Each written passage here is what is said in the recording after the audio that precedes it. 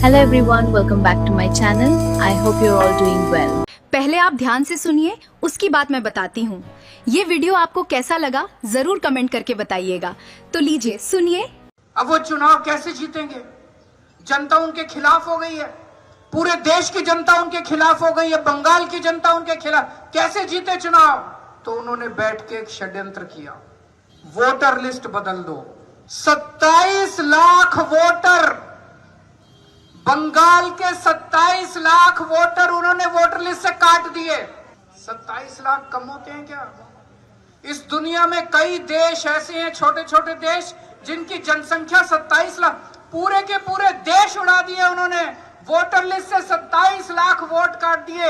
अगर आपका वोट नहीं है तो इसका मतलब आप देश के नागरिक नहीं हैं, आपको भारत में रहने का अधिकार नहीं है। कल ये आपके साथ क्या करेंगे भगवान मालिक है, क्या करेंगे।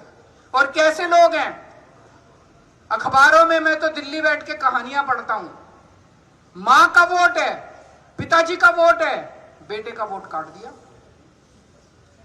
मां इंडियन, पिताजी इंडियन, बेटा इंडियन नहीं है। ये क्या मजाक है?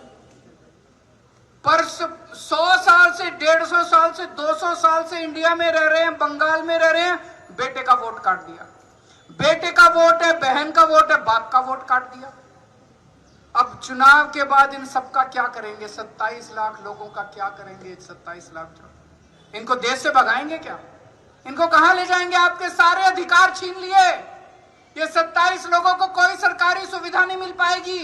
अगर आप वोटर नहीं है, अगर आप नागरिक नहीं, आपको कुछ नहीं मिलेगा। आज एक कसम खा के जाओ यहां से, जिन 27 लाख लोगों के वोट कटे हैं वो ममता दीदी के सिपाही बनके घर घर जाके वोट मांगेंगे और इनको बीजेपी वालों को। भारतीय जनता पार्टी एक ऐसी वॉशिंग मशीन है जो बिना डिटर्जेंट पाउडर के ही दमदार सफाई देती है। एक तरफ से कथाकथित भ्रष्टाचारी डालो और दूसरी तरफ से क्लीन चिट निकलती है। ये बीजेपी आज एक वॉशिंग मशीन बन गई है। 1 रुपए में तो एक आम नहीं मिलता। आपने 1 रुपए में अडानी को 1050 एकड़ जमीन और 10 लाख आम और लीची के पेड़ दे दिए। ये मातृभूमि की वंदना, ये आपकी मातृभूमि की वंदना है।